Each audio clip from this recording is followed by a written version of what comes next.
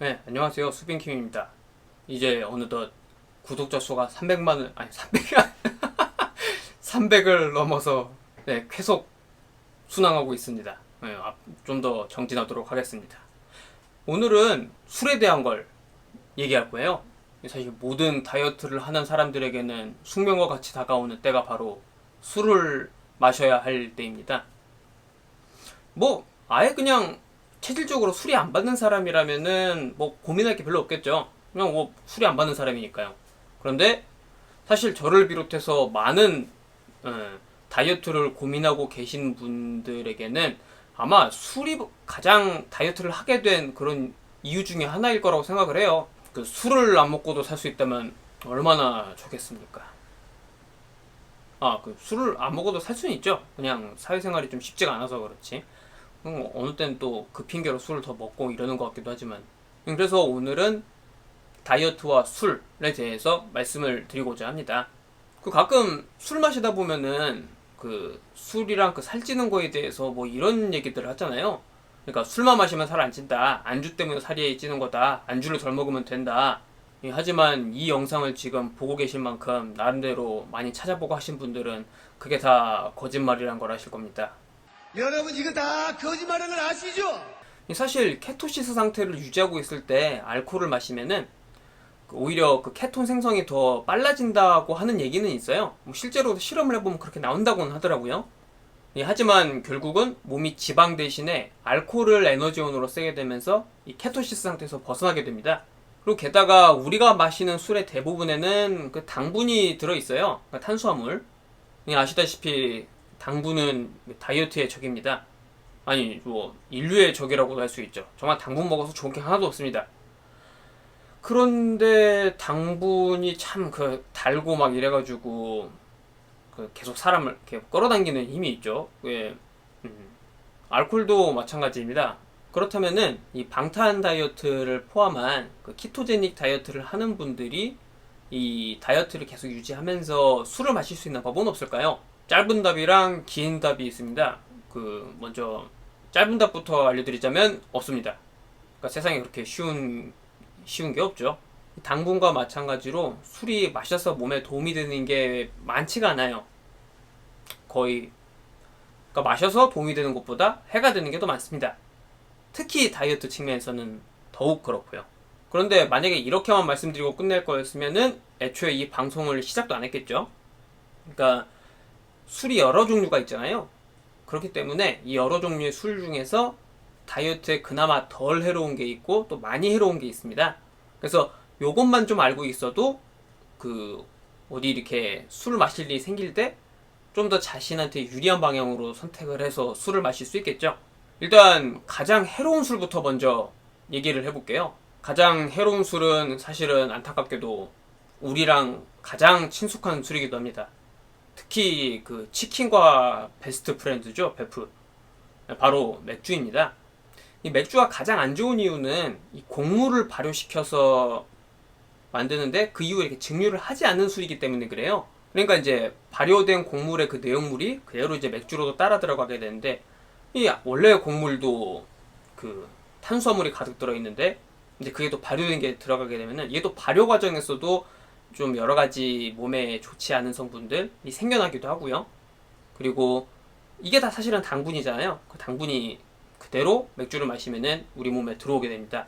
맥주를 액체빵이라고 부르기도 하는데, 그러니까 그 틀린 말은 아니에요. 그러니까 그런 만큼. 그리고 우리가 특히 그 케토제닉 다이어트를 할 때 가장 먹으면 안 된다고 하는 게 빵이잖아요.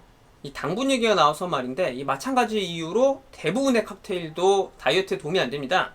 충분히 예상하실 수도 있다시피 대부분 칵테일 만들다 보면은 시럽이라든지 또 이런저런 그 단 그런 음료들이 들어가게 되거든요. 그래서 당연히 칵테일 같은 거는 피하시는 게 제일 좋죠. 사실 제가 되게 좋아하는 맥주인데 요새는 거의 마시지 않고 있습니다. 슬픈 일이죠. 근데 사실 다이어트를 하겠다고 하면 하더라도 원래 인생이라는 게 또 다이어트만 하고 살 수 있는 것도 아니고 가끔 또 마셔줄 때 또 마셔줘야죠. 그런데 이제 먹을 때는 이런저런 그 좋지 않은 점들이 있다는 걸 좀 더 인지를 하고 마시면은 그나마 좀 더 과하게 마시는 걸 막을 수 있을 거라고 생각을 합니다. 그 제가 아까 맥주가 특히 다이어트에 해로운 까닭으로 증류를 하지 않아서라고 말씀을 드렸잖아요. 그래서 사실 마찬가지 이유로 우리 또 술 하면은 많이들 떠올리곤 하는 이 와인도 사실은 증류를 하지 않은 발효주이기 때문에 사실 다이어트에 도움이 안 됩니다. 근데 가끔 신문이나 이런 거 보면은 뭐 와인이 이렇게 뭐 건강에 좋다 뭐 이런 연구 결과들 얘기 나오잖아요. 뭐 그게 다 틀렸다는 얘기는 아닙니다. 실제로 뭐 연구 결과들 보면은 공통되게 그 레드 와인을 꾸준히, 그러니까 많이는 아니죠, 조금씩 마셔주면은 심장 건강에도 좋고 또 뭐 스트레스 완화라든지 좀 더 수명이 늘어나는 효과가 있다고 얘기를 하긴 하거든요. 근데 이제 다이어트 측면으로 들어와서 보게 되면은 이 와인에도 일단은 발효를 시키면서 생겨나는 그런 특히 다이어트에 좋지 않은 성분들, 발효되면서 생기는 그런 것들이 있고, 그리고 또 맛을 일부러 내기 위해서 설탕을 비롯해서 여러 가지 감미료들이나 첨가물들이 또 와인에도 많이 들어가요. 그래서 이런 부분들도 사실 건강에 좋지 않은 편이라고 하고, 어쨌든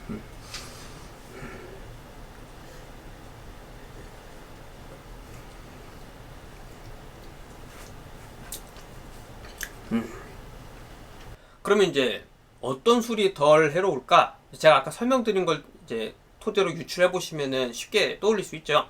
그러니까 증류를 한 술이 그냥 증류를 안 한 발효주보다는 좀 더 좋습니다.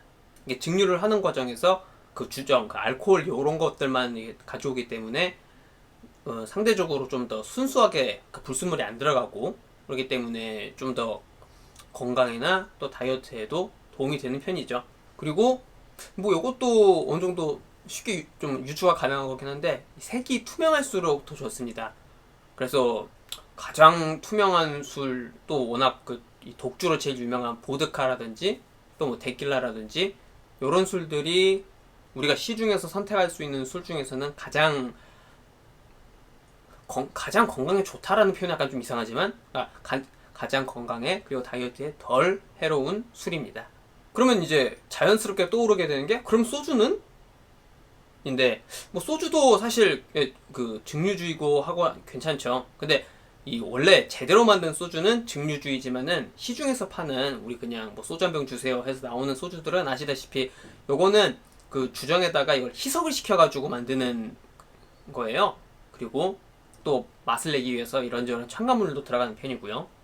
그렇기 때문에 만약에 소주를 찾으시려고 한다면은 그거보다 좀 더 값나가는, 정말 진짜로 이렇게 제대로 증류시켜서 만든 그런 소주를 찾으시는 게 더 도움이 될 것 같습니다. 물론 회식 자리에서는 환영받기 어렵겠지만요. 사실 마찬가지로 와인에 대해서도 그 당도가 낮고 이런 것들을, 그리고 다른 첨가물들을 안 넣은 걸 찾으면은 좀 더 좋아요.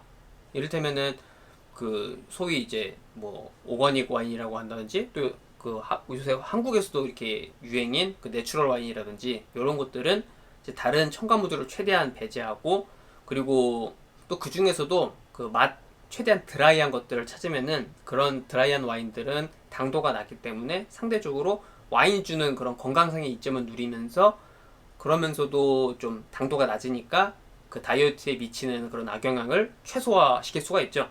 제가 최근에 충동적으로 이 와인 냉장고를 사서 놓고 나서부터, 이 와인 냉장고를 샀으니까 와인을 안 먹을 수는 없잖아요. 와인도 사실 그냥 아무거나 사면은 다이어트나 건강에 좋지 않다는 것은 뭐 익히 알고 있었지만요. 그래서 요새는 그러면은 어쨌든 사람이 술을 안 먹고 살 수는 없으니까 그 좀 더 다이어트에 도움이 되는 덜 해로운 그런 와인들을 찾아서 마셔보자 라는 생각으로 요새 좀 그런 쪽으로 좀 리서치를 하고 있습니다. 요거에 대해서 나름대로 경험이랑 그런 게 쌓이게 되면은 아예 그것도 한번 따로 시리즈로 만들어서 보여드리려고 해요. 그리고 이제 그 키토제닉 다이어트를 하고 있을 때에 술을 마시게 되면은 몇 가지 이제 주의하실 점들이랑 그리고 팁 이런 것들이 더 있어요. 이 케토시스 상태에서는 아닌 상태보다 더 술에 빨리 취합니다. 왜냐면은 간이 이미 이제 몸에서 그 지방을 분해해서 에너지원으로 만들고 있느라 그 케토시스 상태에서는요. 그러느라 이 알코올을 마시면은 그걸 또 빨리 흡수하게 돼요. 그래서 더 빨리 취합니다. 뭐 이게 좋은 건지 나쁜 건지는 뭐 받아들이기에 따라 다르겠지만은 뭐 빨리 취하는 게 꼭 좋은 건 아니겠죠. 그래서 저 같은 경우는 만약에 술을 마시게 된다고 하면은 케토시스 상태를 빨리 먼저 벗어나는 게 좋다고 생각을 해요. 그러니까 미리 저 탄수화물이나 이런 거 좀 먹어가지고, 그래서 그렇게 되면은 같은 양의 알코올을 마시더라도 좀 더 덜 취하게 되니까 좀 더 안정적인 술자리를 유지할 수 있겠죠. 중간중간에 꾸준히 그 수분 섭취하는 것도 되게 중요합니다. 보통 추천하는 방식은 한 잔을 마셨으면 술을, 그러면은 물을 한 컵을 마시는 거예요. 술을 통해서 들어오는 그런 유독 물질들이 더 빨리 배출되고, 이 술을 마실 때에 좀 더 빠른 해독을 위해서 보충제 같은 것들을 먹을 수도 있습니다. 가장 많이 찾는 것은 비타민 C랑 그 다음에 활성탄, 그리고 글루타치온, 한 이렇게 한 세 가지 정도가 있는 것 같아요. 이 비타민 C는 그 가끔 저기 약국에서 이렇게 보면은 뭐 KGB 요원들이 뭐 술 마시기 전에 썼다던 약 있잖아요. 그런 것들이 사실은 뭐 대단한 게 아니라 그냥 비타민 C가 대량으로 들어있는 거예요. 그래서 술에 덜 취하게 되고 또 숙취도 줄어들게 되고요. 활성탄도 마찬가지예요. 활성탄은 미리 저기 술 마시기 훨씬 전에 좀 미리 먹어두면은, 그리고 또 먹고 난 다음에도 먹어주고 하면은 이것도 또 해독에 도움이 됩니다. 그리고 글루타치온도 마찬가지로, 글루타치온은 그 간에서 나오는 이런저런, 그러니까 거의 이제 주된 해독 작용을 하는 이제 요소거든요. 그래서 그거를 보충제로 더 보충을 해놓으면은 좀 더 상쾌한 그 다음날 아침을 맞이할 수 있을 겁니다. 이게 물론 술을 아예 안 마시고 살고 하면 좋겠지만은, 술을 안 마신다는 게 쉬운 일도 아니고, 그리고 뭐 물론 다이어트도 중요하긴 하지만은 사람이 또 뭐 술도 이렇게 마시고 하면서 그렇게 사는 게 또 뭐 인생 즐겁게 사는 게 제일 중요하죠. 즐겁게 살려고 다이어트도 하고 그러는 거 아니겠습니까? 오늘 방송은 여기까지로 하고, 또 다음 시간 보다 유익한 내용으로 찾아뵙겠습니다. 다음에 또 할 때는 한 구독자 한 500명 돼 있었으면 좋겠네요. 감사합니다.